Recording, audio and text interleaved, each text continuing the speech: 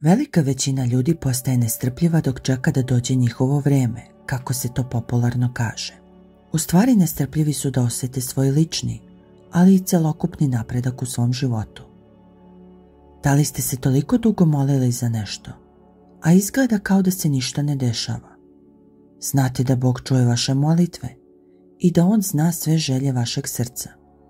Tada se pitate zbog čega mu treba toliko vremena da odgovori na vašu molitvu ili da vam pruži ono što vam je potrebno i što ste tražili od njega. Tada se možda i zapitate da li je za vas kasno ili je situacija takva da ste prekasno tražili pomoć. Morate da shvatite da Bog jednostavno ima svoje vrijeme i da smo mi ti koji treba da se prilagodimo njegovom rasporedu. Pitanje je kako da znamo da je došlo Božje vrijeme. Sigurno ćete ga prepoznati, ali ukoliko ne možete instinktivno da prepoznate Božje znake koji će vas ubediti da je došlo baš vaše vrijeme, ovo je 6 proverenih razloga zbog kojih treba da budete strpljivi i da sa verom čekate Božje vrijeme za vas. On poznaje prošlost, sadašnjost i budućnost. Ako verujete u Boga, sigurno ste prihvatili i činjenicu da je On večan. On nije ograničen vremenom, jer On predstavlja početak i kraj. Iz tog razloga, pošto je On sveznajući, On zna sve o prošlosti, sadašnjosti i budućnosti i ništa ne izmiče njegovoj kontroli.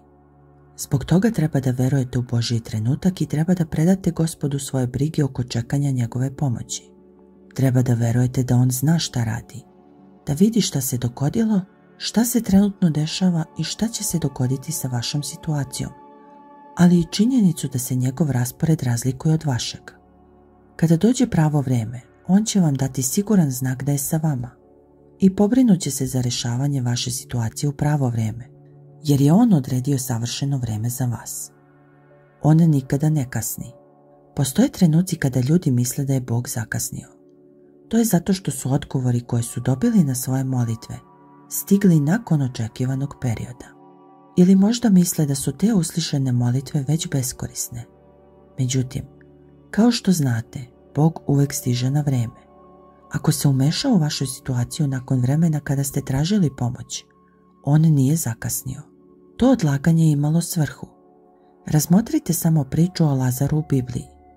Isus Hrist je znao da je njegov prijatelj bolestan i da umire, ali nije odmah otišao k njemu.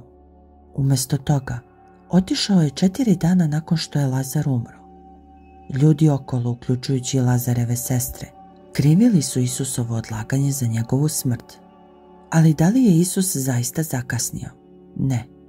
On je dozvolio Lazaru da umre da bi mogao da ga vrati u život. Tako bi ljudi verovali u Božju moć kroz Isusa.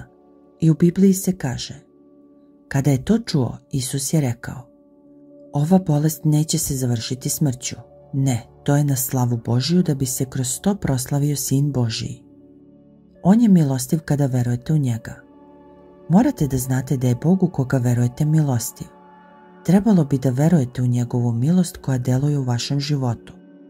Zaista, Gospod zna sve vaše strahove, brige i potrebe. On zna kada tačno tražite njegovu pomoć i kada treba da je dobijete. Zbog toga imajte veru u Božju dobrotu.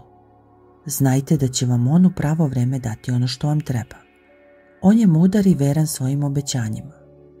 Biblija sadrži mnoga obećanja kojih se možemo držati.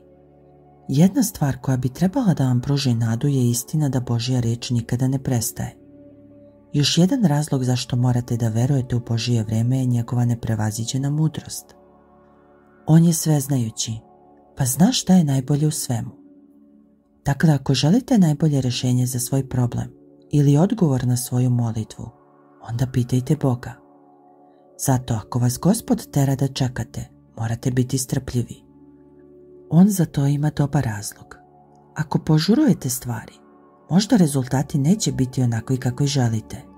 Zbog toga, sačekajte da se otkrije to pravo vrijeme i da vam Gospod da znak da je ono stiglo.